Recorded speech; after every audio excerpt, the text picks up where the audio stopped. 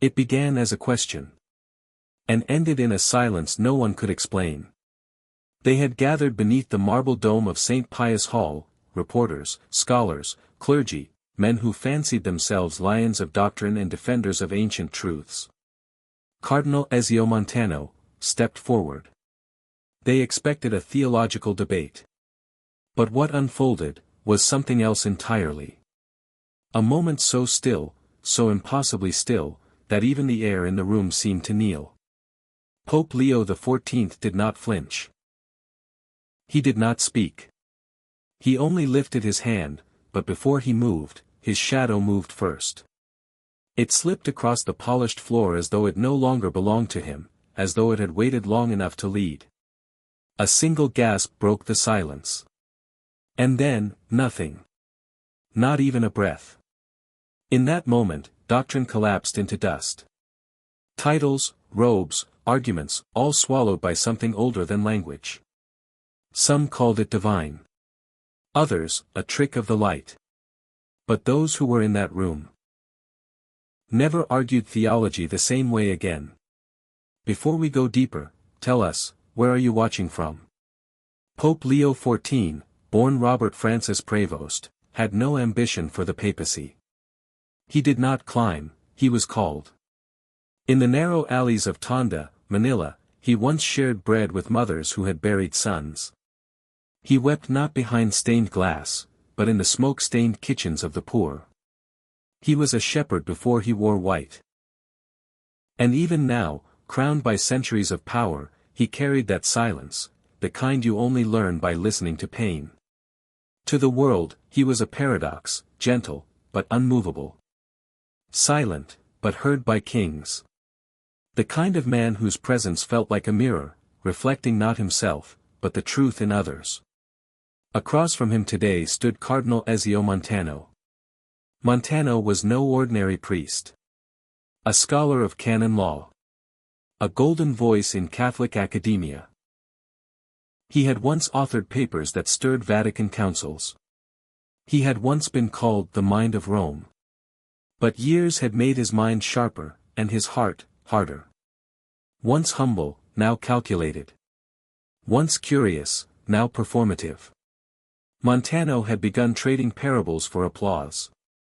The symposium that gathered them, on truth and mercy in a divided age, was meant to unify. But it was Montano who saw it as a stage. 40 nations watched. News anchors whispered into hidden microphones. Millions tuned in, not for answers, but for spectacle. But what began as theology, soon bent beneath a heavier weight. What began with questions, ended in confrontation. For in Montano's gaze was more than inquiry. There was resentment. The kind that grows in the shadow of someone who shines without trying. And in Pope Leo's stillness was a fire, smoldering not with ego, but with the kind of authority that only comes from having nothing left to prove. Subscribe to Faith Hidden Stories. Not for trends, but for truth. Still won't? Then comment below, what truth makes you too proud to kneel? Montano's words were wrapped in silk, but stitched with barbs. He stood beneath the golden canopy, hands folded like a student, voice like a senator. Holy Father, he began, his tone dipped in civility, some say the Church has grown too quiet on sin, and too loud on compassion. He let it hang in the air, as if truth were a gavel only he could drop. But Leo didn't flinch. He didn't shift. His voice came low, level, like a bell rung from deep within, the loudest gospel is the one you live. There was a pause. And then, from the far rose, a murmur of approval. A smattering of polite applause, like raindrops too timid to fall fully. Montano, sensing he had not drawn blood, pressed forward. Then should we not, he leaned forward now, posture sharper, call sin what it is, rather than dressing it in grace. He smiled as he said it, but it was the kind of smile worn by men who mistake theater for truth. Leo turned his gaze slowly, steadily. There was no tension in his brow, no sting in his reply. Only the quiet weight of someone who had buried too many souls under shame's shadow. Grace, he said, is the scandal. That's why the cross still offends. The words didn't echo. They rested, heavy, rooted, undeniable. A bishop in the second row blinked. A journalist lowered her pen. Even the air seemed to pause, to listen. Montano's smile remained. But it no longer reached his eyes. Something behind them flickered, not doubt, not yet. But irritation. The kind that grows in those who prepare for war and find no enemy. He had planned to spar with a doctrine. But Pope Leo was offering no weapons. Just wounds that had already healed. If this exchange stirred something in you, subscribe now to Faith Hidden Stories. Still refusing? Then write this instead. Which gospel verse are you avoiding, because it forgives too much? The gloves came off, gently. Not with shouting. Not with scorn. But with the precision of a man who believed his words could cut cleaner than a sword.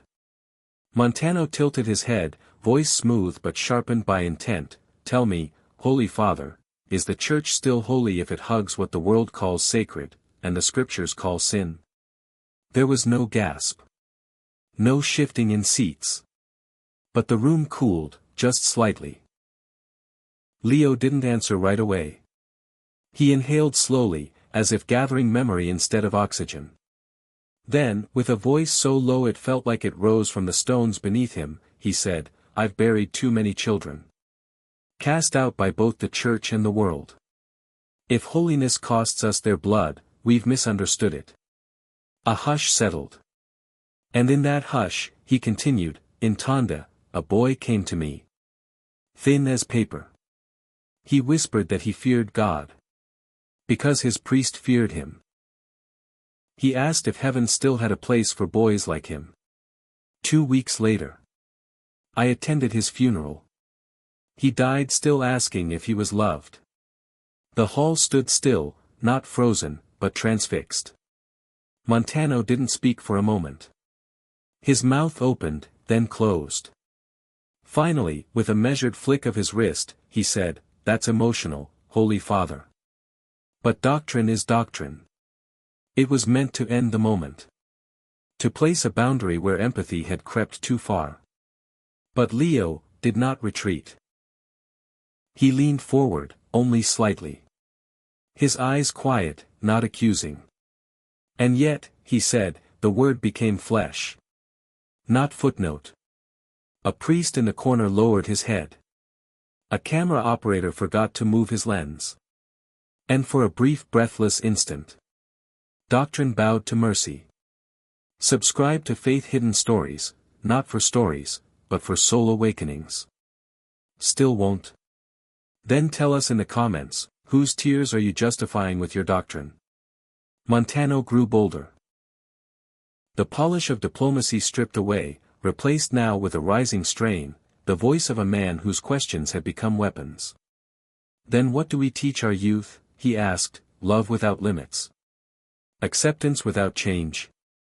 Is the Church now a sanctuary, or a stage? The word struck like stone across glass. The room stiffened. Not because of the question, but because they could feel it now, the tremor beneath the dialogue. The tide shifting behind Pope Leo's stillness. And then. He stood. Not abruptly. Not defiantly. He rose like someone who had waited patiently to be misunderstood. There was no fanfare in his movement. Only gravity. He looked not at Montano, but beyond him. Past the archbishops. Past the cameras. As though he were answering someone long buried. I once watched a homeless mother, he said, wrap her stillborn child in plastic, and bury him beside a cathedral wall.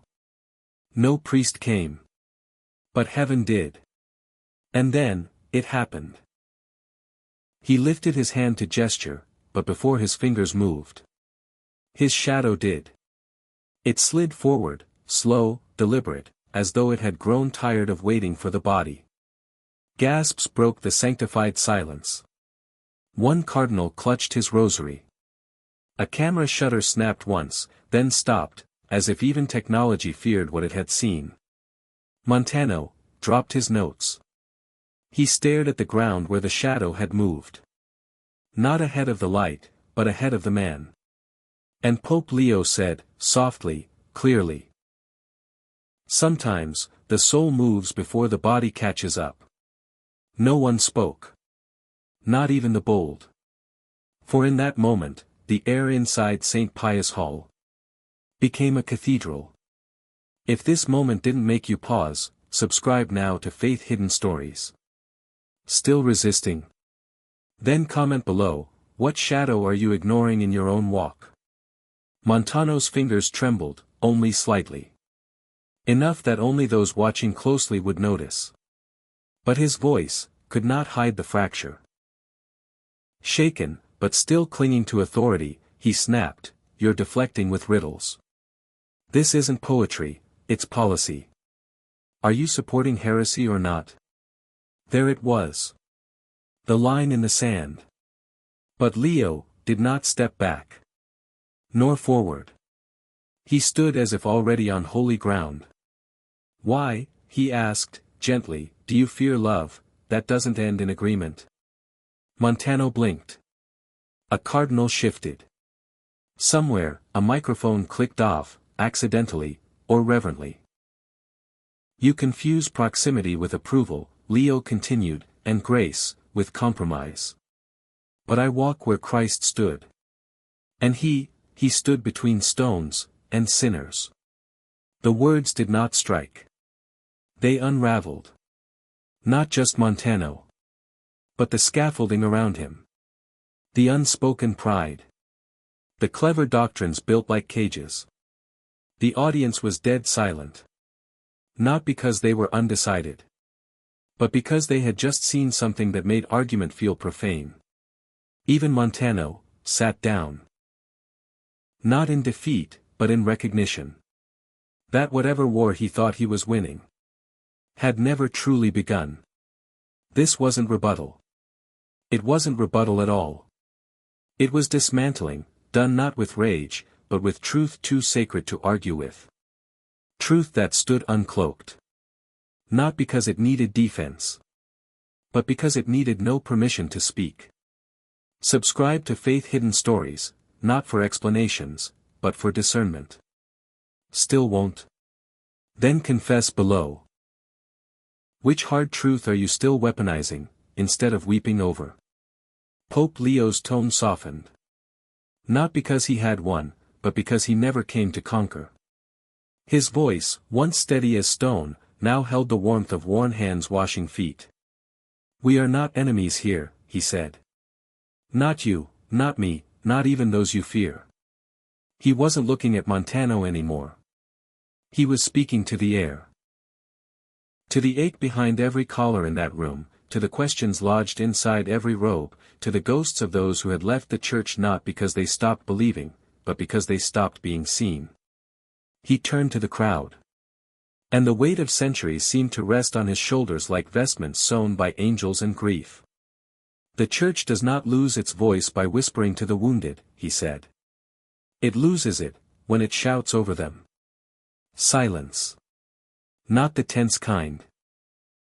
Not the calculating, political kind. But the holy kind. A nun in the third row wept, quietly. A bishop crossed himself, slowly, not out of habit, but hesitation. Somewhere near the back, a young seminarian whispered, "Amen." And then Leo gave his final line. The kind that doesn't ask for applause, only remembrance. "Some shadows follow us," he said. "Others remind us of the light we've forgotten to face." He sat. The shadow stayed just a beat longer, as if it were bowing to something. Or someone. Brain narrator reflection, not everyone understood what happened. Not everyone will. But none of them forgot it. Because what they saw that day was not a performance. It was a revelation. A mirror. A question whispered into the soul, "Do you still recognize grace, when it refuses to argue back. Subscribe to Faith Hidden Stories, because the shadows of truth deserve to be remembered. Still won't? Then tell us in the comments, what wounded soul are you stepping over? While claiming to defend the truth. What would you have said, if you were in that room? Would you have joined the applause for cleverness? Or bowed your head at the sound of conviction? Would you have asked for clearer answers? Or dared to listen, to the silence that followed truth? It's easy to admire courage when it comes with robes and cameras. Harder when it asks us to unlearn what we were praised for believing. Montano had the crowd. But Leo had the weight. The kind that bends the room without raising a voice. And the shadow? The one that moved before him? Maybe it wasn't a sign. Maybe it was just a reminder, that sometimes, what leads us back to truth isn't doctrine or debate, but something ancient inside us, finally waking up. May we all seek truth with humble hearts, and never mistake applause for approval. May your convictions never be so loud that they silence your compassion. And may your shadow never outrun your soul. Subscribe to Faith Hidden Stories, not for drama, but for the shadows that still speak. If you still won't, then write it in the comments. What sacred truth are you still silencing, because it scares you to face it?